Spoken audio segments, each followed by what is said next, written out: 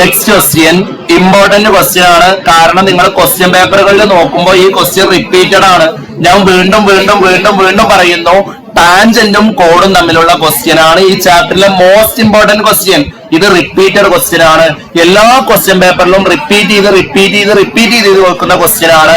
So നേരെ നോക്കിക്കോളൂ. Listen, ഈ പി എ എന്നുള്ളത് ഒരു കോഡാണ്, അല്ല ടാൻജന്റ് ആണ്.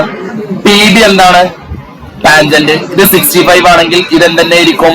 അതെങ്ങനെ അത് രണ്ടും 65 ആയത്? അവിടെ ഐസോസിലസ് ട്രയാങ്കിൾ വരും അല്ലെ. പി എ ബി എന്നുള്ളത് ഒരു ഐസോസിലസ് ട്രയാങ്കിൾ വരും. കാരണം പി എ എന്ന ടാൻജന്റും പി ബി എന്ന ടാൻജന്റും ഈക്വൽ ആവുമ്പോൾ ആ ട്രയാങ്കിള് ഐസോസിലസ് ട്രയാങ്കിൾ ആവും.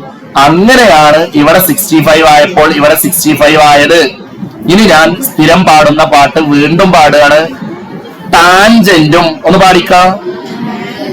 ടാൻജന്റ് എന്ന് പറഞ്ഞിട്ട് അവിടെ നിർത്തല്ല, ബാക്കി പറയാം. ടാൻജന്റും കോഡും തമ്മിലുണ്ടാക്കുന്ന ആംഗിൾ. കോഡിന് നേരെ ഓപ്പോസിറ്റ് എന്ന് പറയുമ്പോ ആക്രാന്തം കാണിച്ച് ഇവിടെ കൊണ്ടുപോയി എഴുതി വെക്കരുത്. നേരെ ഇവിടെയാണ് കൊണ്ടുപോയി വെക്കേണ്ടത്. 65. Any doubt?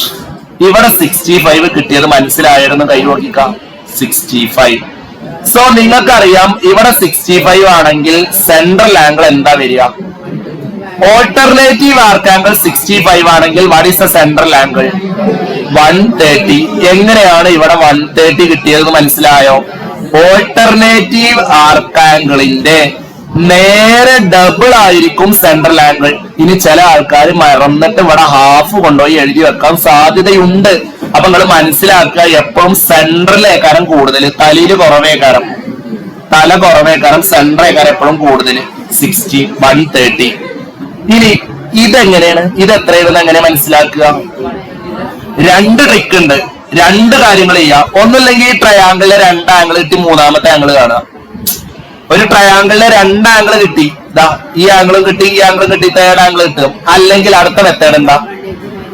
ഇതും ഇവിടെ ഉണ്ടാക്കണ ആംഗിളും കൂടി ആഡ് ചെയ്താൽ എത്ര കിട്ടും? 180. സോ എത്രയാണ് ആംഗിള്? 50.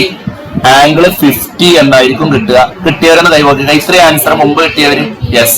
സോ ഇതുവരെ എഴുതി പിക്ചറിൽ എഴുതി വെച്ചിട്ട് യാതൊരു കാര്യമല്ല. അത് ഈ ആൻസർ ആക്കി എഴുതി വെക്കുമ്പോഴാണ് എക്സാമിന് മാർക്ക് കിട്ടുള്ളൂ. What is P B A? 65 degree. ഇതെങ്ങനെ സുനട്ടാലാണ് ഡിഗ്രി. അടുത്തത് what is A O B? A O B എത്രയെന്ന് ചോദിച്ചാൽ 130 ഡിഗ്രി. അടുത്തത് ആംഗിൾ പി എത്രയാണ്? 50. ആംഗിൾ എ സി ബി എത്രയാണ്? 65. അല്ലേ? ഞാനിപ്പോ ഈ ക്വസ്റ്റ്യൻ കണ്ടപ്പോഴേ ക്വസ്റ്റ്യനിൽ ഏതൊക്കെയാ കണ്ടുപിടിക്കേണ്ടത് ഞാൻ നോക്കിയില്ല. ഞാൻ മൊത്തം കണ്ടുപിടിച്ചിട്ടാണ് ചെയ്യുക ചെയ്തത്. നിങ്ങൾ എക്സാമിന് ക്വസ്റ്റ്യൻ പേപ്പറിൽ ഇത് മൊത്തം കണ്ടുപിടിക്കുക, എന്നിട്ട് ഇതേപോലെ കൂടെ വരച്ചു ചെയ്താൽ മതി. ഇത് വെരി സിമ്പിൾ ആണ്. ഇത് മനസ്സിലായോ ഇല്ലേ? ക്ലിയർ ആണോ? Do you want to repeat it? വേറെ അടുത്ത ആൾക്കൊന്ന് പറഞ്ഞു കൊടുത്തോ. വേറെ അടുത്ത ആൾക്ക് പറഞ്ഞു കൊടുക്കുക.